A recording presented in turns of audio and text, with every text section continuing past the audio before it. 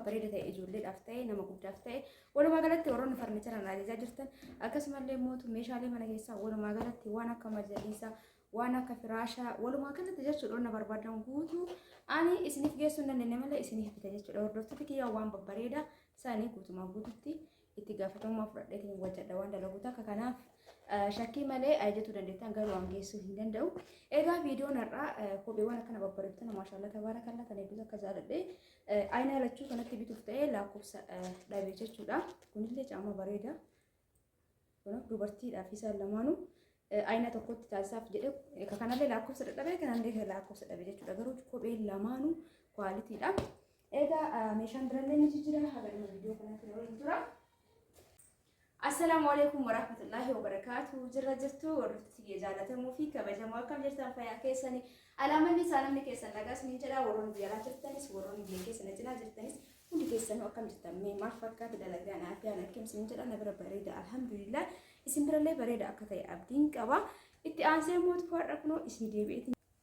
Egaa warroonni nurraa badde siin buusa galeetii hawwinee maaliif nurraa badde jettan ganamallee isiniif seetiin jira wallahi na yaaduu keessaniif na yaadachuu keessaniif na gaafatu keessaniif na hordofuu keessaniif waa hundaafuu hedduu takka isin jaaladha isin kabaja jechuudha ammallee hedduu takka naaf ulfaadha isiniin jecha egaa waan badeef isinitti dhimeetiin jira kun akkuma galeen immoo karuma hojii keessanitti kallattii manseedha jechuudha. Viidiyoon immootu viidiyoo gadi dhiisee fakkeenyaaf amma viidiyoo tokko gadi dhiisee viidiyoon sun gabbu'uuf wallahi sa'aatii 12 sa'aatii 10 sa'a 9 fa'a ture jechuudha. Fakkeenyaaf kana jechuun ganama yoo gadhiise gara galgala sa'a 3 sa'a 2 fa'a gabboo jechuudha. Neetworkiin baay'ee akka dadhabaadha. Sanii fi akkuma tan abdiin qaba malee haguma ganamuma kana viidiyoo 4-5 gadhiisuu danda'u osoo neetworkiin kiyya gahaa ta'e jechuudha. Neetworkiin xiqqoo dadhabaa waan ta'eef obsaan eeggadha isiniin jedha. Warroonni eegsisuu barbaadan immoo lakkoofsa kiyya YouTube irraa fudhattanii karaa hin jedhu sanii yoo walii galle karaan sun maali namoonni baay'een viidiyoo dhagaanii jiran garuu karaa dhati jetteen sun nu galle namoonni jedhan waan baa'ataniif jecha ani waan kwalitii ta'ee fi waan bareeda ta'ee waan ofii kiyyaa beeku caalaa ka ofii beekutti dabalee namni tokko beekan rabbi waan tokko amma waan daran fakkeenyaaf waa tokko aga tokko hubannoo qabaatte nama yoo mariisiste nama gaafatte immoo namni birallee hubannoo bira qaba walitti fuutee ka keessaa fudhattee waan irraa bareeda hojjetta jechuudha. Kanaaf maal jechuu barbaadeeti ka ofii beekullee akkuma beekutti ta'ee akka ani hin beekne namoonni ani irraa waa fuudhu sun ifa natti himan jechuudha. Alhamdulillah kun akkana naan jedhanii yoo gaafadhe sirriitti yoo gaafadhe yoo gaafatin isaanillee kama hin taane namatti kenna yeroo ammaa namni jechuudha. Garuu keessa keetimtee akkana jetteen lamaan usii filachiisa waan tokko badaa kunillee xiqqoo akkanaa kun akkana jedhanii jechuudha.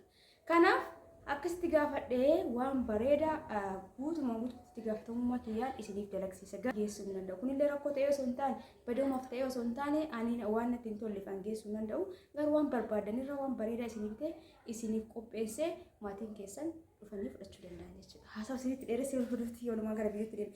Viidiyoo kana ammayyuu laayikii godhamee akka hin daganne gara viidiyootti isin dabarsa. Meeshaa dhiqqoo qabadhe dhufiitiin jira. Meeshaan kun dhiqqoo bira bubbuleeyyuu. Kanaaf amma viidiyoo gabaabsee waraabee gadi isinii dhiisa.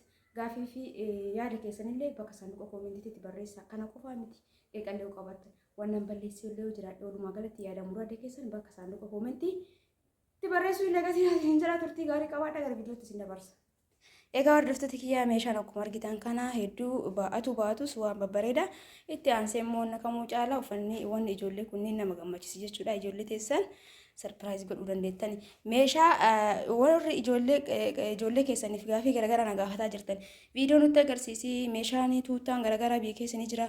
Wanni isin barbaadan hundi ni jira. Isin waan barbaadan natti himtan taanaan ani viidiyoo gabbee waraabee gasii dhiisuu hin danda'u jechuudha. Maaliifree bilbila nama harkaa fudhatanii anam fakkeenyaaf gisee meeshaa bituu yaanni kiyyaa fi bakka attention kiyya hunduu meeshaa irratti ta'aa yeroo san bilbila na jalaa fudhatan jechuudha. Kanaaf viidiyoo waraabuu dhiiseera. Isin wanni barbaadan hundi jira maallaqa keessan ergattanii kana barbaadda jennaan bituu qofa jechuudha.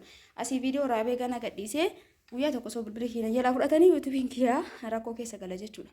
Akkasiin jechuu barbaadeetu hundaafuu gatii isaa isinitti taa'imu haasaa baay'ee gabaabsuu yaalameedha. Distiin kun abbaa lakkoofsa lamaati jechuudha. Isa lammaffaa kan jalqaba tokkoffaa sana osoo hin ta'in kun lakkoofsa lama qarshii 2800 bitaa jira maashaallah tabaarakallaa gatiin isaa hedduu akka bareeda. Itti aansee immoo asumaan distii abbaa torbaa kana distii kanallee baaseen argisiisu isinuu beektanii distiiwwan xiqqoo keessaa filannoo kiyyaan kana bitaa jira kun bareeda. Inni isa orijinaala jechuudha. Haphii san ta'ee dasii kalaa kuusu guddaa kanaan barraa'ee kana bitadhaa gisee ofillee bitattan itti dabalanii eellas keedhaan sun kooppii kanaati jechuudha. Akkan isin jira qulqullinni isallee kanaa gadi. Egaa kana qarshii 5,500 bitaa jira lakkoofsa 7 lakkoofsa firee 7 qaba. Anonti kana biteef tokkoffaa kajalaa sunniin baay'ee taka gurguddaa distiin lama hedduu gurguddaadha. Kanaa gadi miti kaaganuma tooruma kana diqqooma kanatti kanarraa gadi diqqaate jechuudha. Gurguddaa lama qaba taawwan illee jiddu galeessas qaba diqqoollee qaba. Gatiin isallee bareeda. Akkasiin jedha. Itti aansa isaanii kiloo baalii kana guyyamarraa bitaa oolaa waan ta'eef gatii isaanii beektan qarshii 5,000. Egaa jookii kana jookiin kunillee qarshii 2,000. Diqqoo haaraa jookii kana baay'ee osoo hin ta'in diqqoo luka jalaan haarawaa. Akkuma suuraa kanarra ta'ee lakkoofsa halluu kanaan jechuudha. Halluutti isii jilallee akkuma suurarraa kana jirti halluun isaa kana baneetinitti agarsiisa. Baay'ee irraan turu waan haarawaa jennaani maashaallah bareeda jechuudha. Diqqoo isii wanni isii adda godhu lukki isaa jallitiinis warqaamaa guutu jechuudha. Waan irraa gadi ba'u miti kun kan wajjin oomishame. Kun akkuma argitan kana akkana fakkaatti bareeda jechuudha taawwan irraa. Wanti bareeda taate diqqoo yoonni addaa yoo dhufe waan addaa isin bita jechuudha. Waan humna tokko bitaa ooluu bituurra aan filannoo kiyyaa wanta haarawaa yoo arge isiniif jijjiiraa jechuudha. Baay'ee akkanatti toltee jirti. Qarshii 2,000 jechuudha. Hordoftoota kiyyaa diqqoo isi baay'ee osoo hin ta'in onni isi diqqoo isi waan gargar ta'eef isinitti agarsiisuun barbaachise malee kun beekamaadha. Diizaayin isii bareeda kun akkuma argaa jirtan tana namatti tolti. Taawwan irraa jijjiirri kana fideef argee jennaan waanii qarshii 2,000 biteefii jira isiniin jedha. Itti aansee mootuu masa xabaan tuni ana biratti beekamtuudha qarshii 250. Egaa tunillee na biratti beekamtuudha. Ijoollee baay'ee ani filannoo kiyyaa guyyaa san bitee namni hedduun amma kiyyaa irraa screenshot godhee bitataa jira. Qarshii 900 biteefii jira jechuudha. Qarshii 750 bitaa ture yeroo jalqabaa sanii garuu namni nama watti jechuudha akkanatti saniifi yeroo takka kan dhabamtee iyyuu dhiyoo tana dhabee ture deebitee immoo dhuftee jirti qarshii 900 biteefii jira isiniin jedha. Hordoftoota kiyya itti aansee isaanii feermuuzii tana maashaallah isaaniin tun iddoo takka bareeddi wannin isii diizaayinii isii namatti tolti jechuudha. Qarshii 2,600 bitee samuun duraa sana tanaa garuu 2,800 bitee jira. Isiniin jedha hordoftoota kiyya isaanii faandishaa qarshii 500 ka shoorbaatti dhugan kun firee 6 100 isiniin jedha. Itti aansee ka shoorbaatti buusan kana 450 tirii jalaa furdaa kanan beektanii qarshii 600. Tun immoo isiin furdaa lamatti naan jette furdaa san yeroo fudhabee jira. Tunis bareeda anuma kiyyaa kabite jajjabina qabdii diqqoo furdinna akka dura akka kanaa kana geettu malee jechuudha. Tana qarshii 350 bitee kana 600 biteefii jira. Yakkiin jedha. Itti aansee maandajaa ifaa tana gamada furdaan hojjetamte akkuma viidiyoo tanaan dura qarshii 650 biteefii jira. Egaa viidiyoon keenya kana fakkaata.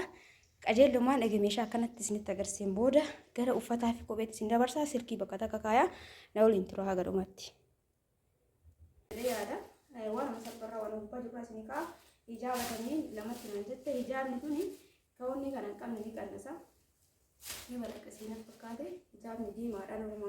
Egaa kun akkana fakkaata hordoftoota kiyya hijaabni tuni kun akkuma argaa jirtan kana isiin kan qabne tuni ni qannasti. Tana mana ijoollee tiyyaallee tajaajilu taniini maashaallah baay'ee takka bareedi jechuudha. Isa lama biteefii jira isaan dhiisee haadhuun qarshii 600 biti lamaan isii tatanan qabne qarshii 250. Tunis bakka bakkatti 250 turte taana gammaa bitaa ture garuu viidiyoo kana egizeete kana bitu 300 bitee jechuudha. Duraan 250 bitaa jiranii ijoollee tiyya jechuudha. Garuu gaafa uffata kana bitu dengad torbee takka ga'uuf deema qarshii 300 bitee jira. Tarii dabalee hin beeku.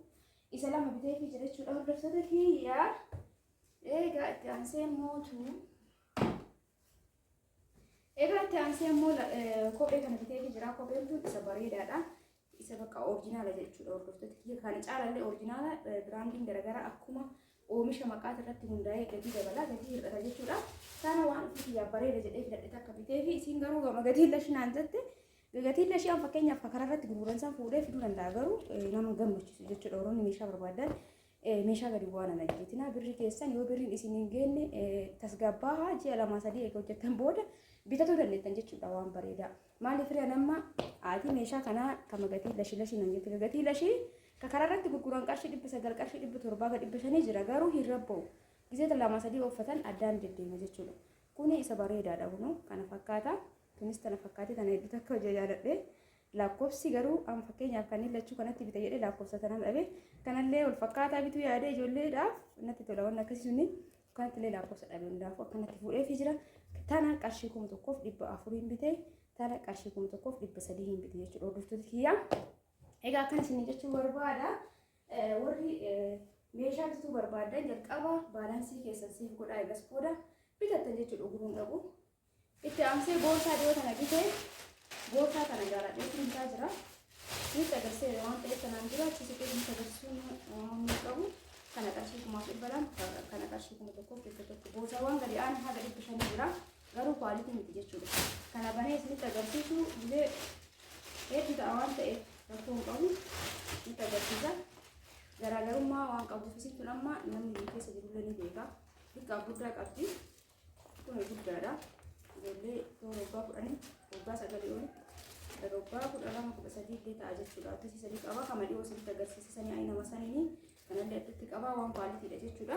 Garuu boorsaan qulqullinni isaa gadi bu'aa haga qarshii 500 jira isin jechuu barbaadeefi isin ijoollee teessanii tokko oolchumaa bitanii kalamataa isaan kagatiin gadi bu'an yoo jijjiiraa fayyadamanii bareedaadha.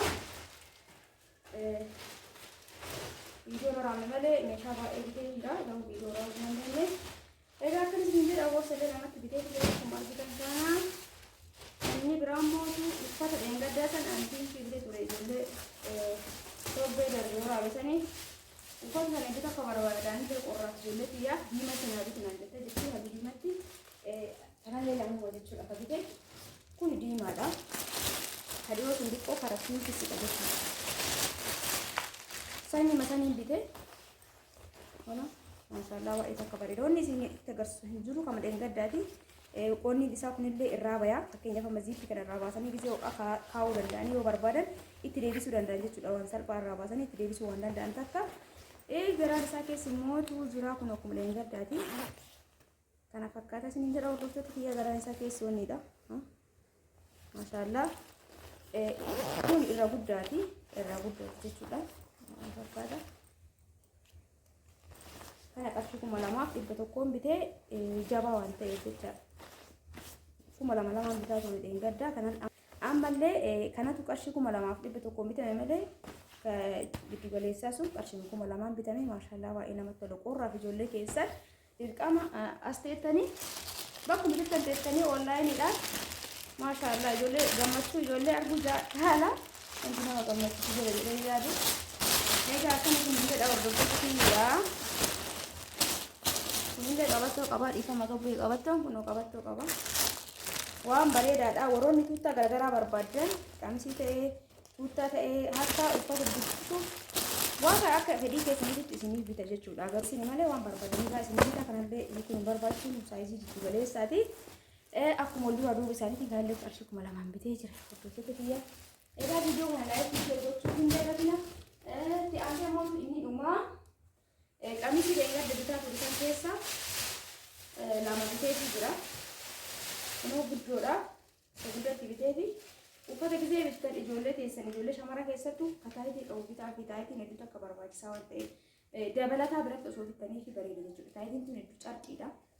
Uffanni kama dheengaddaati ayinatu garagara malee xiqqoofillee bitee jira. Guddoofis bitee jira jechuudha. Kana fakkaataa viidiyoon kiyya kanarraa keessatti agarsiisaa. Uffanni kama dheengaddaa jaaladheera isa waan jetteef isumatti bitee fi taayitiin isii carqiidha jechuudha. Isinitti agarsiiseera duraayyuu dheertuudha asirratti taayitii waan jalaa qabduuf immoo bareedaa uffanni isallee kana fakkaata. Gadiqqoo mootu kunoo fakkeenyaaf boorsallee qabdi uffata dheengaddaatti jechuudha. Qabattoo qabdi qabattoon isii laastikii nama qabduu miti. Maashaallah uffanni kun baay'ee akka kwaalitiidha hordoftoota kiyya. Egaa viidiyoon kiyya kana fakkaata ture saadhiisee yaadamuu jedha warra ilaaltan hundi keessanuu maashaallah tabaarakallah uffata kana iddoo takka jaaladhu hundi isaatu dhugaa dubbachuuf meeshaa bituu hundi isaatu jaaladhee bitaa waan ta'eef baay'ee akkanatti tola jechuudha. Kanatti tolumuu wajjinitti illee akka tolu abdiin qaba. Tariitii mootu isin waan jettan hin beeku. Kana mata takka deebisee fi meeshaan kun boru nama ka deemudha. Egaa hordoftoota kiyya akkan isiniin jedha. Egaa hordoftoota kiyya akkan isiniin jedha. Isiin kaalsiin an jettee turte kaalsii akka tasaa ta'ee hin dagadhe. kaalsiiwwan salphaadha. Asitti illee itti bitamuu fi danda'a. Kopheewwan kun hedduu akka kophee babbareedaa fi kophee hedduu namatti tolu. Kophee banallee yoo barbaadan waan barbaadan hundi isaatu waan isiniif bitee maatii keessan ta'e ijoollee keessan sarpiraayizii godhuu dandeettanii uffata qorraa ta'ee tuuttaa garaagaraa hundi isaatu jechuudha. Bitee haala bareedaa ta'een qopheessee maatii keessanitti isiniif kennuu danda'a jechuudha. Kanaaf hundi keessanuu lakkoofsa kiyya ammallee yoo barbaadan duwwaa 9 duwwaa 1 21 duwwaa 6 73 karaa waasaappiitiin na dubbisa. Namoonni karaa kanaan na dubbistan immoo walii yaaduu naa jiraatu nama bitatuuf qophii ta'e qofa na dubbisaa isiniin jedha. Qofdura yaada qabdanii immoo yeroo yaadni keessan isiniif mirkaa'ina dubbistan. Egaa viidiyoon kana fakkaata ture. Viidiyoo biraatiin inshaallah yeroo dhiyootti walitti deebina. Hangasitti hundi keessanuu bakkuma jirtanitti fayyaa naa ta'aa horaa bulaa isin jaaladha isin kabaja. Laayikii gochuu hin dagatina. Yeroo gaarii dabarsaa.